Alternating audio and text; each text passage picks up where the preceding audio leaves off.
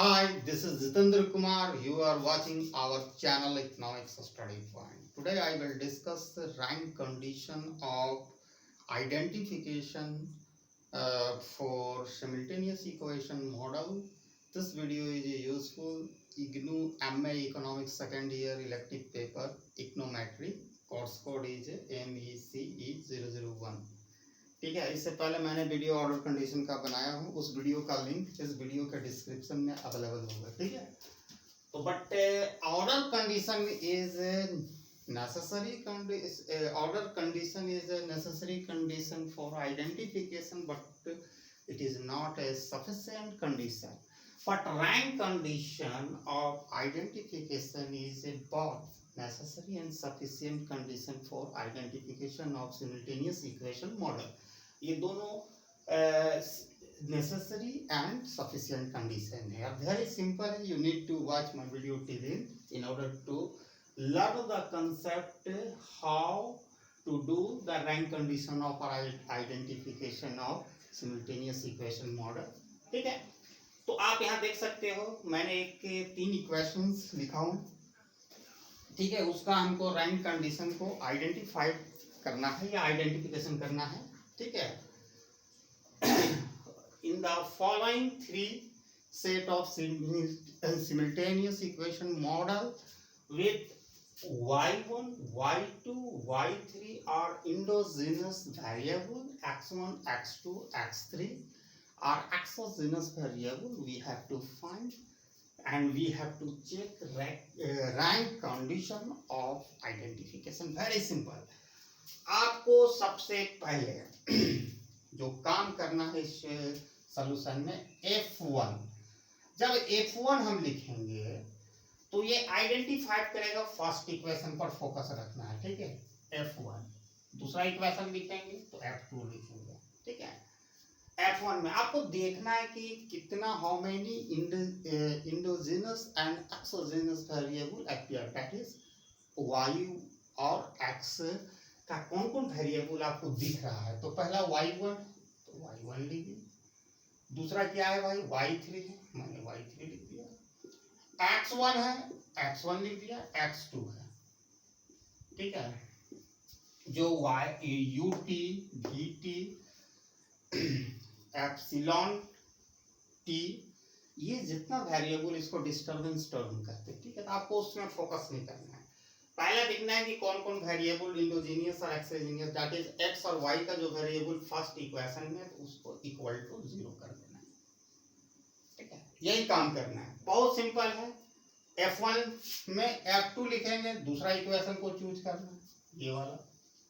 ठीक है। अब इसमें y1 y2 है तो y2 लिख देंगे। ठीक है। फिर क्या है y1 है, y1 लिख दिए।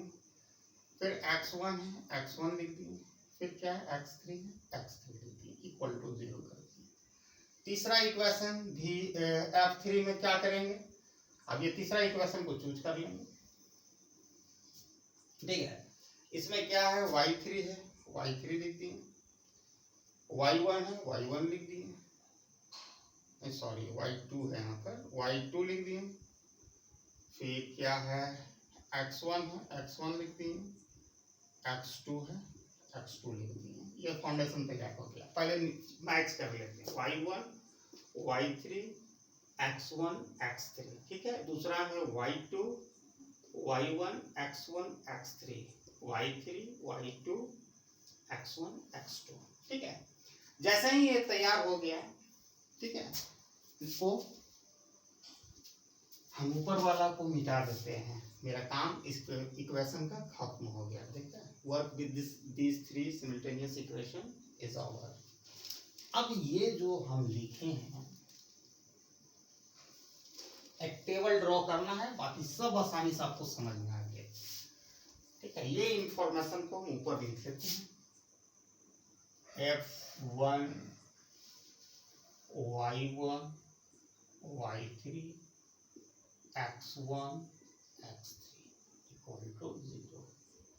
दूसरा F2 यानी इक्वेशन 2, F1 यानी equation 1, y2 y1 x1 x3,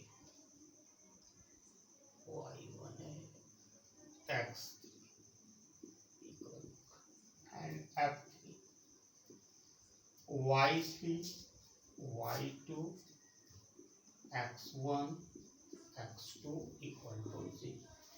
ठीक है,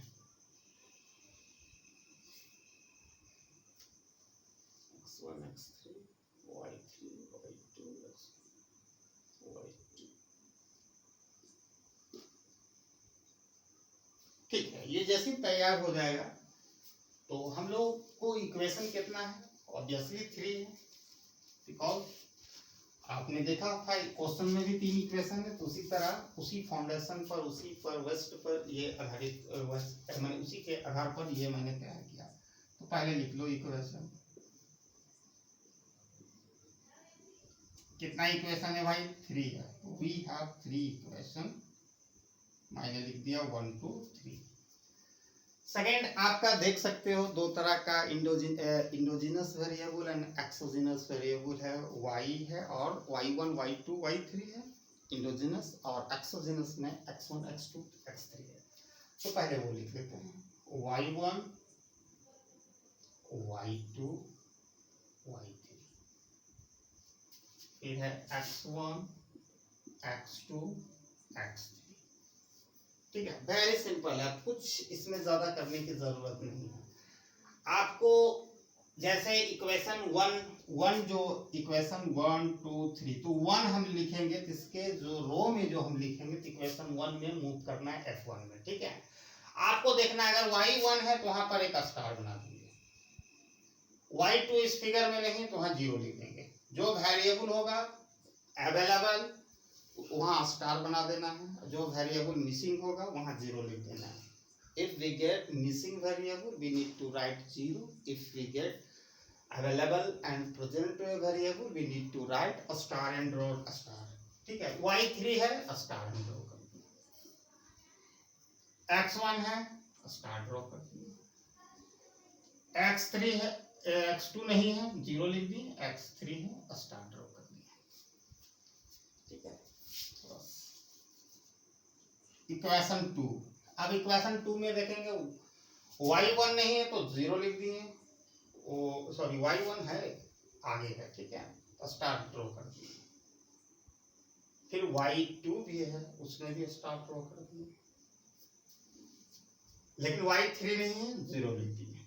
ठीक है, x1 है स्टार, x2 नहीं है 0, x3 है स्टार कर दिए। ठीक है, अब तीसरा इक्वेशन में चल रहे हैं, y2 y3 है, यानी y1 नहीं है तो 0 कर दिए, और ये y2 में भी स्टार, y3 में भी स्टार। ठीक है, और x1 में स्टार, x2 में स्टार, बट x3 नहीं है इसलिए 0।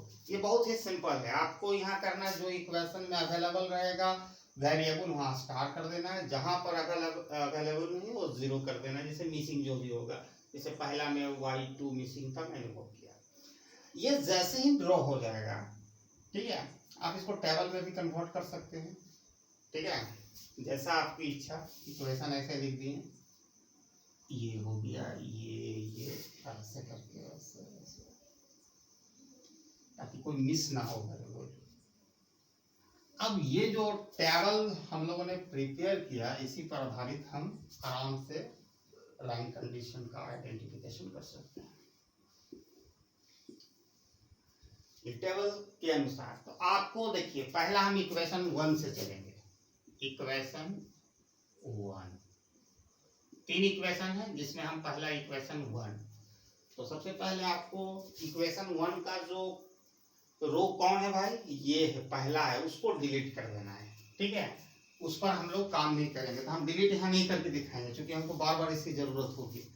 तो आप मेंटली सोचो कि इसको डिलीट आप पेपर में दिखाना।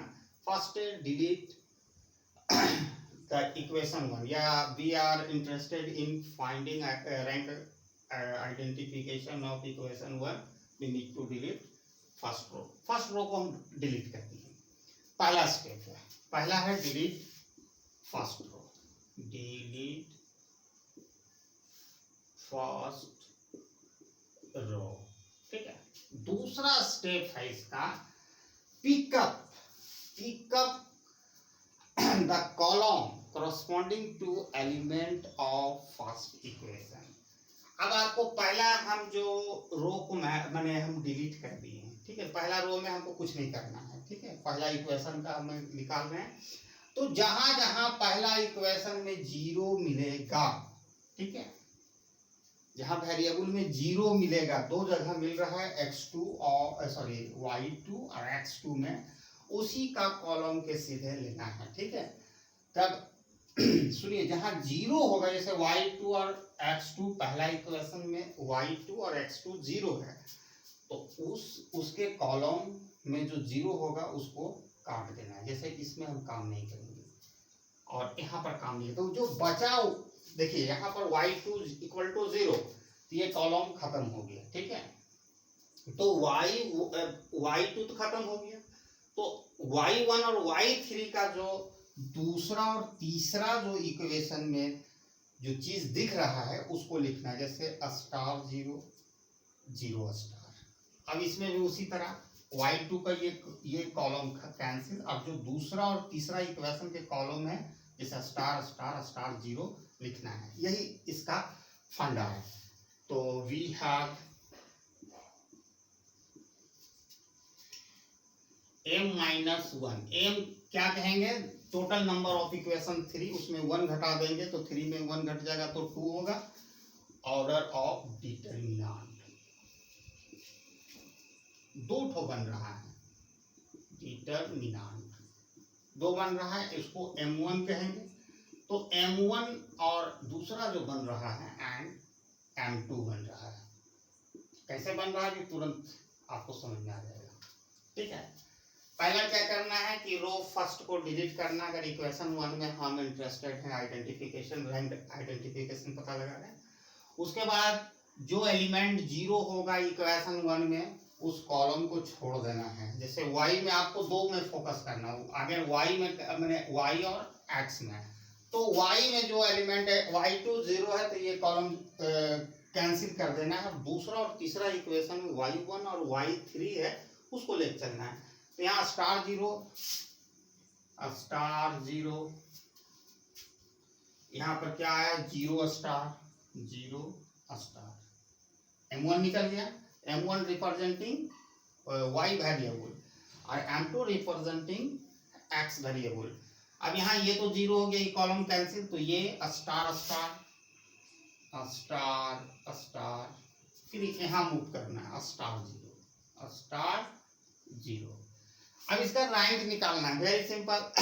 आपको देखिए यहाँ पर एक चीज ध्यान रखना चाहिए, अगर सारा एलिमेंट, ठीक है, पहला टर्म का जो एलिमेंट है 0, अगर सारा 0 होता तो रैंक 0 होगा। ठीक है, आपको ये देखना है यहाँ पर, तो ऐसा बात तो नहीं, स्टार कोई भी डिजिट हो सकता था, 1 2 3 कुछ भी हो सकता था। सबसे पहले वैल्यू निकाल लेंगे। अगर इसका हम वैल्यू निकालेंगे डिटरमिनेंट का, इसका स्टार 0 स्टार, इसका value does not equal to 0। आप क्रॉस मल्टीप्लिकेशन कीजिएगा, अगर 3 3 रहता, 3 3 या 9 होता, -0 × 0, तो डज नॉट इक्वल टू 0। और इसका भी निकाल के देखेंगे, दोनों में एक मतलब डज नॉट इक्वल टू 0 होना चाहिए। इसका भी वही होगा, 0 माइनस कुछ भी होता है, यहाँ डिजिट स्टार स्क्वायर हो जाएगा। तो कहने का मतलब है इसका भी value does not equal to 0 आ गया, यानी रैंक इसका 2 होगा। 2/2 मैट्रिक्स है, इसका पता लगाने का यही है कि पहले आप वैल्यू आउट निकालो। अगर नन जीरो आ गया तो रैंक 2 होगा। पहला आप पता लगाने का, नन जीरो अगर इसको वैल्यू ऑफ डिटरमिनेंट लिखे which is does not equal to 0, तो रैंक 2 होगा। आगे केस होगा तो हम देखेंगे, अगर नहीं होता तो उसके बाद क्या रैंक होगा, तो तीसरा इक्वेशन में हम वो काम होगा। तो यहाँ तो ऑलरेडी 0 आ रहा है, इसलिए रैंक 2 होगा, क्योंकि it is a 2/2 matrix. And यही same process we need to repeat with equation 2 and 3।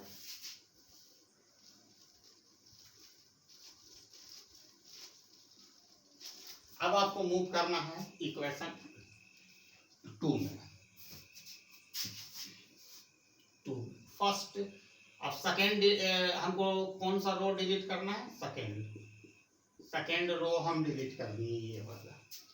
अब फिर पता लगाना है जीरो कहाँ है, ठीक है, जीरो यहाँ है, तो उस जीरो के जीरो आपका y2 में है, सॉरी y3 में है और x2 में है, उस कॉलम को कैंसिल करना है, ठीक है। उसके बाद हम देखेंगे कि जीरो यहाँ है, तो y2 का जो मैट्रिसेस हमारा बन रहा है, तो ये वाला तो रो कैंसिल हो जाएगा। अब हमको किस में पता लगाना है, इक्वेशन 1 और थर्ड में। तो देखिए m1 हम निकालेंगे, y1 रिप्रेजेंट करेगा y वेरिएबल, m1 रिप्रेजेंट करेगा y वेरिएबल पर, तो यहाँ ऑब्वियसली ये जीरो है, तो ये कैंसिल हो गया y3। अब y1 और y2 में पता लगाना है दूसरा रो को कैंसिल करके, तो स्टार जीरो हो गया, स्टार जीरो। अब फिर यहाँ से जीरो स्टार, ठीक है। और m2 जो रिप्रेजेंट करेगा x वेरिएबल को, उसमें हम लोग जाके देखेंगे। तो देखिए x यहाँ शुरू है, पहला ये जीरो आ गया तो ये कैंसिल हो गया कॉलम, ठीक है। आपको इक्वेशन 1 और थर्ड में ले चलना है, तो स्टार स्टार दो हो गया, स्टार स्टार यहाँ से लिए, फिर यहाँ पर जाएंगे स्टार जीरो, स्टार जीरो। अब इसका रैंक आप निकालोगे, इसका वैल्यू ऑफ डिटर्मिनेंट ऑब्वियसली दोनों m1 does not equal to 0 और m2 does not equal to 0 obviously है, यानी रैंक इसका 2 होगा, ठीक है। अब तीसरा हम इक्वेशन में मूव करेंगे,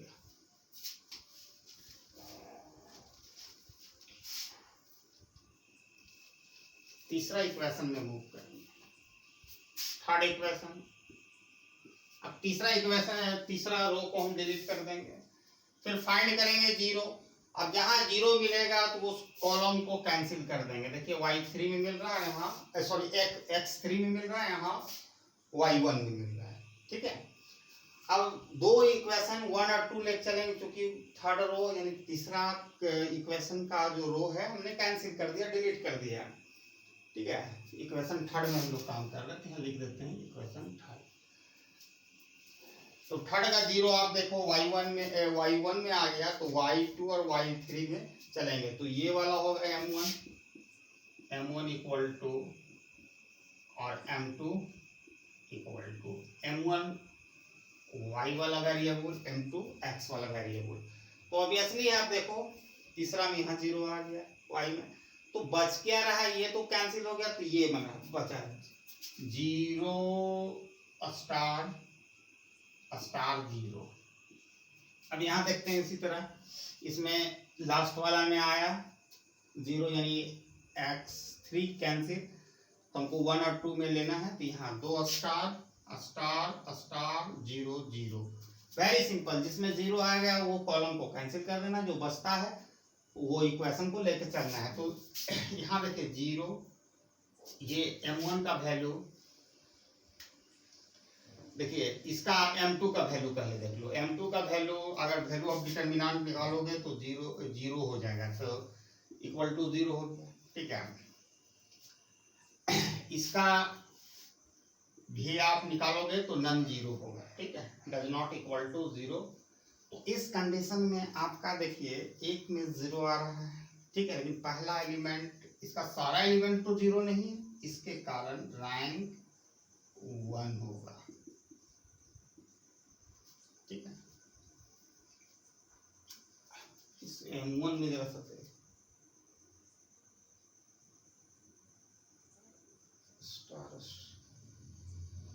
सॉरी, इसमें m1 में थोड़ा मिस्टेक हो गया, m1 में 0 यहाँ आ गया, तो स्टार नहीं, ठीक है, 0 स्टार स्टार 0, इसका डज नॉट इक्वल टू 0, एक 1 का आया, तो इसके कारण ये रैंक 1 हो गया। क्यों, यहाँ सिंपल सा बात है, दूसरा वाला तो 0 आ गया, लेकिन पहला एलिमेंट उसका जो हम कह सकते हैं, पहला एलिमेंट जो है, पहला एलिमेंट उसका कोई नंबर है, जीरो नहीं है, जिसके कारण रैंक 1 होगा। यहाँ पर क्या है कि पहला एलिमेंट जीरो है, ठीक है, लेकिन इसका value of determinant does not equal to zero आया, जिसके कारण रैंक 1 होगा। अगर यहाँ पर स्टार होता और इसका वैल्यू ऑफ डिटर्मिनेंट भी does not equal to zero आता, तब रैंक 2 होता, जैसा कि प्रीवियसली इक्वेशन 1 और 2 में हम लोगों ने देखा। तो I hope everybody got the concept under this video, and if you need to learn detail of rank of matrix, it is available for course code MEC 1003/103 on my channel Economics Study Point. तो thanks for watching my video till and. और एक चीज़ और ये बता रहे हैं, कल के क्वेश्चन में दोनों कंबाइंड पूछा जाता है, order and rank condition of identification of simultaneous equation model. तो best of lucks for tomorrow examination. Thanks for watching my video till end. जय हिंद।